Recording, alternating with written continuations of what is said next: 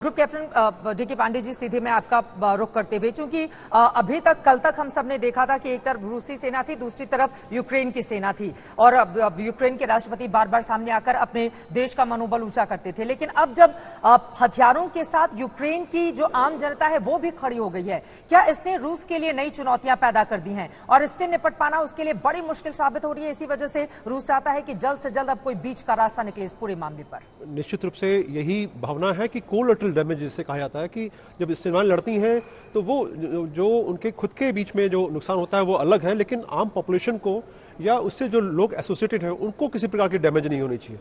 इसकी प्रयास करना होता है कि कम से कम डैमेज हो। तो उसी के मद्देनजर आप देखिए, युद्ध जो है चौथे दिन पहुंचा है, हो सकता है कि और भी आगे बढ़े। कि उसका रीजन केवल मात्र एक ही है कि कोलैटरल डैमेज को कैसे हम मिनिमाइज करें। कि कोलैटरल डैमेज जितना कम होगा, रूस की इमेज उतनी ही साफ रहेगी।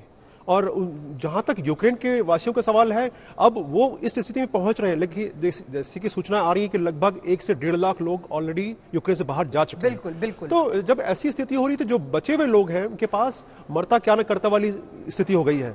तो वो अब उनके पास आखिरी हथियार के रूप में इसको प्रयोग कर रहे हैं। एक है कि मरता क्या न करता, दूसरा है कि अपने देश के स्वाभिमान को लेकर, उसकी आजादी को लेकर आखिरी दम तक लड़ाई लड़ना। ये भी देखने को वहां पर मिल रहा है, क्योंकि टैंकों के आगे और वहां के लोग सामने आकर रूसी सैनिकों से फाइट करते हुए सवाल पूछ रहे हैं कि मेरे देश में तुम्हारा क्या काम है।